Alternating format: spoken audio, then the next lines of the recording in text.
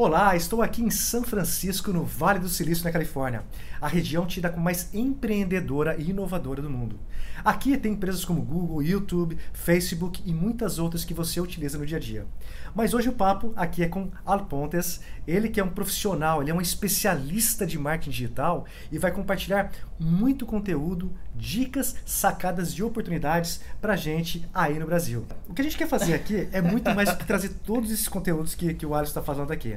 Então, para você que é um empresário, empreendedor, atua em áreas como recursos humanos, desenvolvimento humano, marketing digital, nós estaremos pincelando várias dessas situações. Então, para você que um dia pensa em internacionalizar, vir para os Estados Unidos, para você que está buscando novas oportunidades de negócio, ou para você que quer observar o mindset americano de empresas daqui do Vale, mas quer adaptar essa metodologia para levar para o mercado brasileiro, hoje você vai ter sacadas com esse cara aqui que trabalha na maior empresa do mundo na área de pesquisa. Ou seja, se você já digitou uma palavrinha fazendo uma pesquisa online, muito provavelmente já viu alguma campanha de marketing digital. Dos meus anúncios, com certeza. Exatamente desse cara aqui. Então, realmente, hoje não perca, não deixe de deixar aqui embaixo nos comentários dúvidas, considerações, comentários, para que a gente possa trazer para vocês. Obviamente, se inscreva no canal, porque a ideia é que a gente faça novos vídeos, sempre trazendo muito conteúdo, muita informação para você aí no Brasil. Mas, Alisson, fala um pouquinho mais a respeito de você, o que trouxe você também aqui para o Vale do Silício.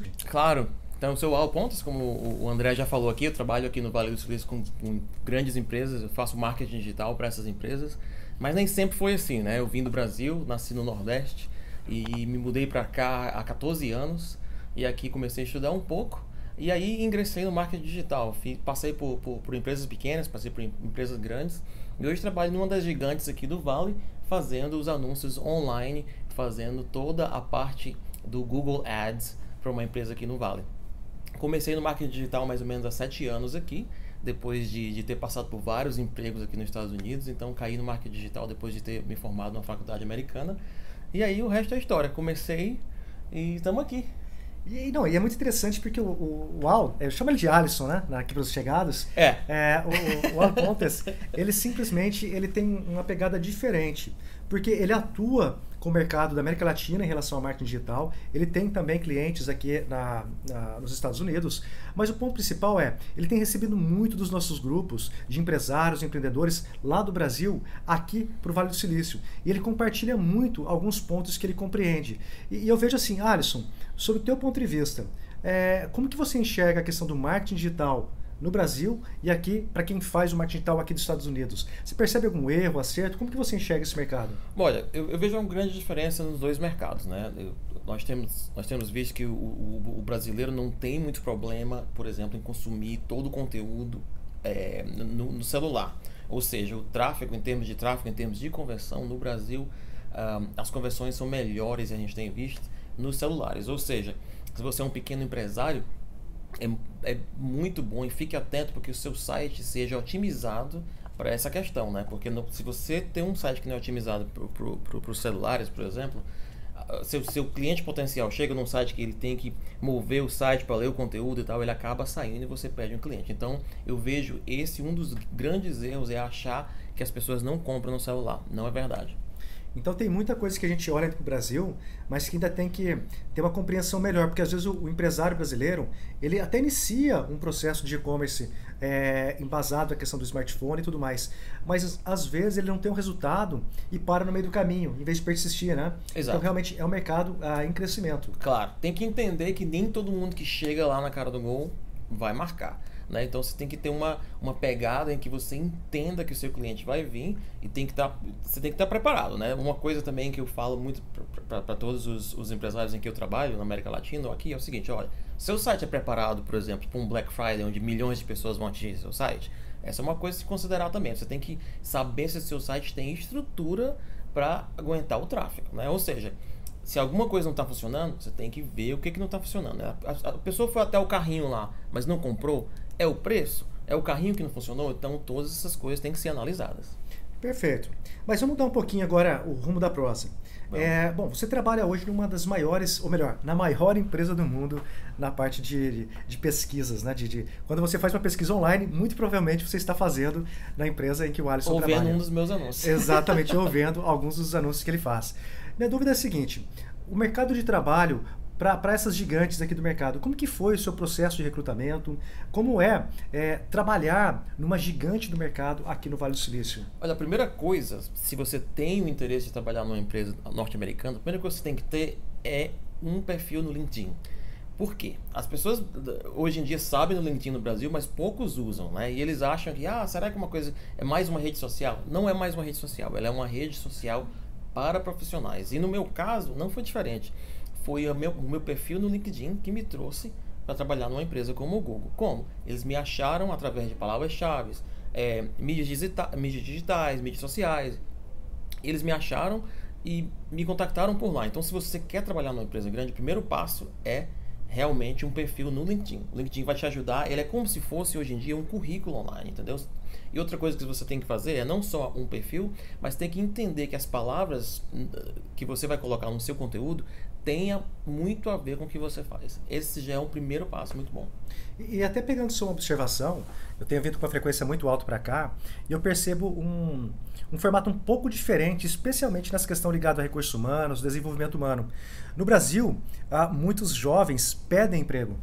O cara, ele, quando está desempregado, ele está numa situação ali que ele está buscando, ele vai pedindo emprego atrás de emprego. E aqui nos Estados Unidos também é muito comum a pessoa, o profissional em si, ele criar um valor em cima dele para que as empresas os achem. Faz sentido isso que eu estou falando? Porque eu tenho visto com uma frequência muito alta isso daí. Claro. Você não pode pedir emprego, né? A empresa, na realidade, ela só vai te contratar se ela vê que se você tem algo atrativo para a empresa. Não adianta você chegar lá, você tem que criar, então, do seu lado, uma forma em que a empresa vai olhar para você e falar, essa pessoa é atrativa. E como é que você faz isso? E eu fiz muito isso quando eu ainda não trabalhava, meu sonho era trabalhar nas empresas grandes aqui. O que eu fazia? Eu ia lá, numa posição que eu queria atingir aquela posição, por exemplo, marketing manager, né? O que tem lá na descrição daquele emprego? Você vai e olha, se tiver Google Analytics, se tiver SaaS ou algum termo que você não conheça, você automaticamente procura aquele termo e aí procura classes online, procura classes perto de você que você possa colocar aquilo no seu currículo. Ou seja, hoje em dia, quando a empresa procura deixando claro que não é só colocar no currículo. Não é só colocar, não adianta. Ele falou aqui, é que às vezes não fica claro e essas coisas é importante enfatizar, Alisson, porque eu gosto de falar a respeito do Vale do Silício sem glitter, sem purpurina, sem aquela coisa linda, que tudo é maravilhoso, que aqui não é.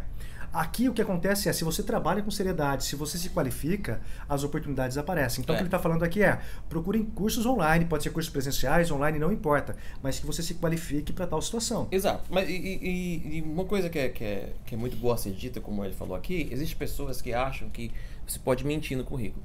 Não só mentira tem perna curta, mas se você for admitido para um emprego mentindo e eles encontram a qualquer momento da sua carreira, você pode estar aqui 10 anos, 5 anos, eles mandam você embora. Existe um caso muito famoso dentro da empresa em que a pessoa mentiu no currículo, falou que tinha uma graduação em um colégio grande e em um certo momento a empresa adquiriu uma tecnologia que comparava o seu currículo ao que você tinha dito e ao que você é, né?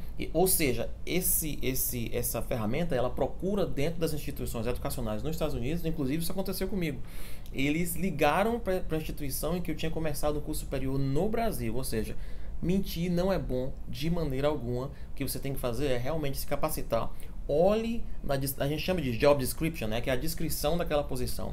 E aí lá eles vão te dar todas as dicas do que você precisa para ser um marqueteiro digital ou um diretor de marketing. Ele vai falar do que você precisa em termos de ensinamento. Então, aí cabe a você ir no YouTube, cabe a você ir na instituição perto de você e pegar essa qualificação. Olha que interessante, então, para você que é profissional e está buscando uma recolocação, trabalhar com o LinkedIn. E é curioso porque é o seguinte, pessoal, eu conheço o Alpontes e vejo como ele trabalha as informações lá. Eu fui aprendendo nesses 4, 5 anos a importância também de desenvolver uma linha de comunicação nas redes sociais. Então o que acontece? Facebook é uma linha, até porque isso já é um pouquinho mais Brasil, eu não sei aqui nos Estados Unidos. Não adianta você ter um LinkedIn impecável e lá no Facebook você falar mal do governo, A, B, C, churrasco, festa, ou seja, é importante que você tenha uma certa consoância, você não precisa deixar de ser você. Exato. Então esse que é um ponto. Saber trabalhar todas as redes sociais, obviamente que o LinkedIn com mais importância.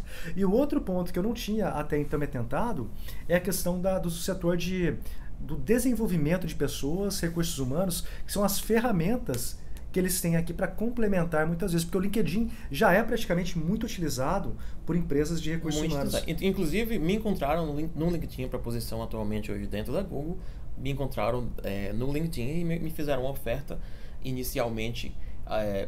Perguntaram para mim se eu estava interessado em trabalhar em uma empresa, e aí eu estava naquele momento realmente procurando outras coisas, mas foi um bom começo.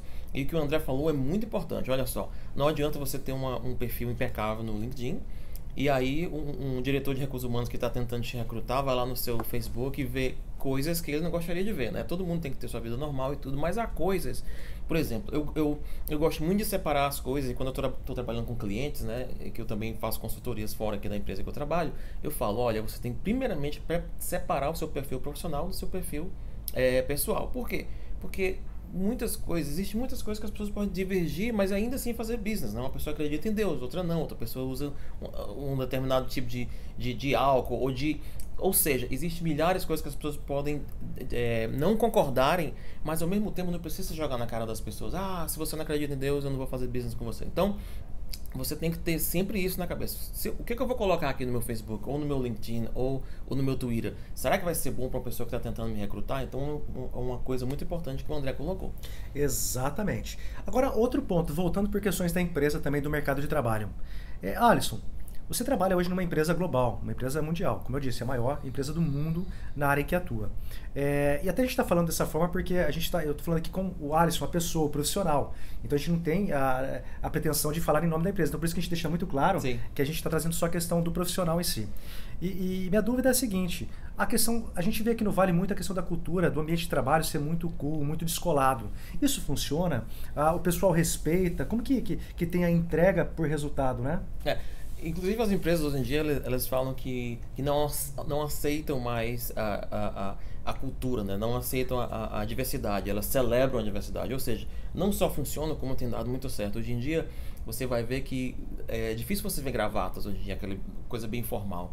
As pessoas andam de camiseta, de jeans, de tênis, inclusive há pessoas que vêm descalço para cá, trazem seus cachorros, trazem gatos, ou seja, não só funciona como está ajudando o Vale a ser o que é. Por quê? Porque eu acho que essa formalidade dentro dos escritórios deixa a pessoa um pouco, aqui nos Estados Unidos a gente chama de stiff, né? Que é aquela pessoa muito dura, forçada a produzir. Enquanto quando você tira essa formalidade dos escritórios, você vê que as pessoas ficam mais à vontade. Estando mais à vontade, elas produzem mais e são mais criativas. E quanto à questão da cobrança por resultado? Você tem uma hierarquia dentro da empresa, certo. Você já passou por algumas etapas, mas obviamente que para o cargo máximo ainda tem uma escadinha ali. Como que é essa cobrança por resultado aqui dentro? É feito reuniões semanais, mensal, quinzenal? Como funciona isso? Nós temos reuniões semanais, e aí depende do chefe, depende do diretor de cada departamento, né? Aqui dentro da empresa eu tenho uma reunião semanal com o meu chefe, uma reunião semanal com o meu time, e uma reunião a cada 2 semanas para falar de métricas, para falar de números, para falar de tudo. Em relação à cobrança, tudo que a gente faz, especialmente dentro do marketing digital, é em números. Então, se você está fazendo ali, mostra o gráfico, para cima e para baixo, né? Então, a cobrança ela vem de forma que você tem que atingir aquelas metas, né? Perfeito. Se está tudo dando certo, a gente tenta analisar o que está certo para continuar com isso. Se tá tudo dando errado, ou se tem algo dando errado, geralmente nas reuniões a gente fala, olha, os números estão para baixo, porque teve isso, teve aquilo, e aí o diretor de cada departamento vai ser, então, se tem alguma coisa errada, o que a gente pode resolver? E o que eu gosto muito dentro das empresas do Vale aqui, a sua grande maioria, né? A gente está falando aqui das empresas, claro que nem todas são iguais, mas a grande maioria das empresas e as que eu já passei, o que eu gosto é que o time é responsável pelas metas, né? Você não põe uma meta no individual, e se você não atingiu aquelas metas... Fala de uma forma mais clara. Então você tem um time, temos uma equipe, e essa equipe ela é responsável por definir algumas metas. Justamente. Nós temos... O time tem a meta do time e tem a meta do individual. Geralmente, em termos de leads, em termos de dinheiro que entra naquela instituição, a meta é do time. Tá? E o que eu gosto muito é que, geralmente, o time ele é dono daquela meta. Né? Perfeito. No nível individual, eu tenho minhas metas, né? Eu tenho que no começo de cada quarto, aqui nos Estados Unidos a gente divide o ano em 4 quartos, né? A gente não trabalha com 6 meses, porque acho que é muito longo. Então, cada quarto, no começo daquele quarto, agora no começo do quarto 2, eu me reuni com o meu chefe e ele falou, olha, a sua meta pessoal é isso, isso e aquilo. E aí eu sou responsável também por trazer 33% dessas metas, ou seja, ele chega com 66% das metas, ele fala o que ele quer que eu melhore, ou minha meta que eu tenho que atingir, e eu tenho que chegar com algumas metas para mim mesmo. Para quê? Porque ele acha que o individual também tem que chegar com suas metas, tem que chegar, fazer uma autoanálise e ver o que ele tem que melhorar, né? Perfeito. No meu caso, eu cheguei com as minhas próprias metas, ele chegou com as deles, nós fechamos ali, e aí dali pra frente a gente reúne semanal para ver o que tá certo e o que tá errado. Geralmente quando tem algo errado a gente tem que fazer na hora ali, já olha, alguma coisa com traqueamento, não deu certo. Aí ele vai me falar, olha, por que não deu certo? Se for coisa fora do meu controle, aí ele vem, se junta a mim e a gente tenta resolver. Se for uma coisa dentro do meu controle, ele fala, então, você precisa de mim para resolver isso? Não, então beleza, então ele me deixa só. E dentro disso, a questão de um fator interno e um fator externo, porque eu acho que a tua área, não só a parte de marketing digital, mas também de programação e tudo mais, são áreas que requerem um profissional muito autodidata. Ele tem que estar a todo momento buscando. Porém, em alguns momentos, talvez essa busca pode levar um tempo maior. As empresas investem aqui nos colaboradores. Por exemplo, se você falar, puxa, o meu superior, eu tenho aqui um curso, realmente ali que eu acho que faz todo sentido para isso aqui, talvez eu consiga atingir do ponto A ao ponto B mais rapidamente. Como que é esse incentivo? Tem esse investimento? Existe investimento. Depende da empresa. Dentro da Google são $5.000 por ano que você pode usar de qualquer forma que você queira. Você pode usar com curso de línguas, você pode usar com curso de programação, você pode usar até com coisas que não sejam relacionadas ao seu trabalho, desde que você apresente para o seu chefe por que aquele curso vai melhorar a sua posição ou o seu trabalho. Por exemplo, Isso presencial ou por e-mail, por exemplo? É tudo por e-mail. A gente tenta se encontrar o mínimo possível, se for coisas que pode ser resolvido num chat, a gente faz, se for um e-mail a gente faz, mas no meu caso eu tive que escrever quase uma página assim, dizendo por que eu tinha que ser treinado em SEO, que é a parte natural do Google. Eu não faço isso aqui dentro, mas como eu vejo que é uma coisa que complementa o meu currículo, que ia me ajudar a crescer como profissional, eu apresentei e eles pagaram para mim. E não foi um curso presencial, foi um curso online que eu fiz. Agora sim, eles te dão esse dinheiro, mas geralmente você não só tem que apresentar por que você tem que fazer, mas no final do curso você tem que fazer uma apresentação para o seu grupo. Que joia! O que aprendeu que e como você vai usar no futuro. Então existe, claro, eles te dão o dinheiro, mas assim, tem a cobrança, tem que ver o que você aprendeu, né? Olha, essa iniciativa é bem interessante, que você para pensar, ou seja, a empresa ela te dá abertura para o treinamento, sim, ou seja, ela vai investir na pessoa, no profissional, até porque o crescimento da pessoa, obviamente que vai refletir diretamente no resultado da empresa, e eu acho que trazer isso daí para a equipe, com certeza, faz toda a diferença. Alisson, em termos de ferramentas para gestão, você tem alguns nomes que você pode citar, seja para um funil de vendas, seja para um acompanhamento, seja por questões relacionadas a um CRM. Você pode citar algumas ferramentas que você vê, ou que vocês utilizam, se você puder citar, ou se não puder, mas que você vê que o mercado aqui, especialmente em São Francisco, utiliza muito? Olha, a gente usa muito o Salesforce, né, que é uma ferramenta que é completa, né, desde da entrada dos leads até o acompanhamento e tudo, a gente usa isso. O Zendesk também é muito usado, embora a gente não use. E infelizmente o que acontece às vezes, as empresas elas têm umas guerrinhas, né, que são até engraçadas de ver. Uma empresa não quer usar a plataforma do outro e vice-versa. Mas o que a gente usa muito aqui dentro da empresa são as ferramentas mais internas. Por exemplo, a gente usa muito o Google Sheets, a gente usa muito o Docs, ou seja, isso é através num determinado projeto, às vezes não é incomum ver 10 pessoas escrevendo cada um parágrafo ou ali colocando um plano de ação junto. Então, embora essas que eu citei são as que a gente usa, mas existe muito mais por aí dentro do projeto. Como eu estou dentro do marketing, a gente usa muito o Google, o Data Studio. Por quê? Porque lá eu posso construir um dashboard, mandar para o meu chefe e eles veem os números diariamente, entendeu? Não precisa eu ficar ali imprimindo nada, não precisa eu ficar ali mandando screenshots para ele. Todo dia eu já mandei para ele um repórter, eu perguntei o que ele quer, ele me falou e eu construí. Então o Data Studio é uma das maiores ferramentas que a gente usa internamente para isso. Perfeito. Agora vamos mudar mais um pouquinho também. Estou tentando pincelar, até porque o tempo dele aqui, a hora dele é cara, a hora é em dólar, então realmente time is money para ele. Eu não quero que ele utilize o tempo todo conosco aqui. Mas o ponto central é assim, eu tenho percebido, como eu falei, a gente já trouxe mais de 500 empresários aqui para a região de São Francisco, por meio das missões, e tem vindo uma demanda muito assim, crescente de empresas que estão num patamar já de destaque no Brasil, não estou falando em termos de tamanho de estrutura ou faturamento, mas que vem aqui para São Francisco e percebe às vezes a necessidade, não necessário de entrar no mercado americano, mas talvez de começar a pôr um pezinho, sentir, sem a pretensão inicial de internacionalizar. Então a pergunta que eu faço para o Alisson é, você tem percebido esse movimento de empresas brasileiras que às vezes procuram profissionais ou empresas de marketing para às vezes criar um site em inglês, num formato americano, com uma linguagem de comunicação que vai atender pelo menos a maior parte do mercado americano, afinal aqui são 50 estados e cada região dos Estados Unidos é muito particular em termos de cultura, em termos de comunicação. Você percebe esse movimento dessas empresas brasileiras que estão vindo para cá e até contratando vocês para poder ser essa porta de entrada para o mercado americano? Com certeza. O mercado americano, quando você olha em termos de internet, ele é o número 1 hoje e provavelmente vai ser o número 1 por vários anos. Então é normal que empresas queiram entrar aqui, não só do Brasil, mas do resto do mundo. O sonho de quase todas as empresas é entrar no mercado americano. Por quê? É quase uma vitrine também, né? É como uma vitrine, né? E não só no mercado americano, mas aqui na Bay Area, né? Aqui no mercado, no Vale do Silício. Por quê? Porque é onde as coisas acontecem, as pessoas têm muito dinheiro para gastar. Então é normal, não só é normal, como eu tenho visto muitas empresas brasileiras que querem vir para cá, abrir um escritório, começar a fazer conexões. Inclusive a gente tem trabalhado isso na GV8 US, né? Que a gente tem ajudado a trazer empresas para cá. Porque é o seguinte, não adianta uma empresa brasileira que ela pode ter sucesso no Brasil, mas não necessariamente vai ter sucesso aqui. Inclusive, esse número é maior se ela não souber entrar aqui. Por quê? Porque existe a diferença de cultura, existe a diferença de branding, né? Se você tiver uma empresa que esteja bombando no Brasil, mas o nome não se adequa aqui, você precisa de uma empresa que vai chegar, olhar e vai dizer, olha, o mercado americano isso não funciona, o mercado americano isso não funciona. E como é que você vai fazer isso?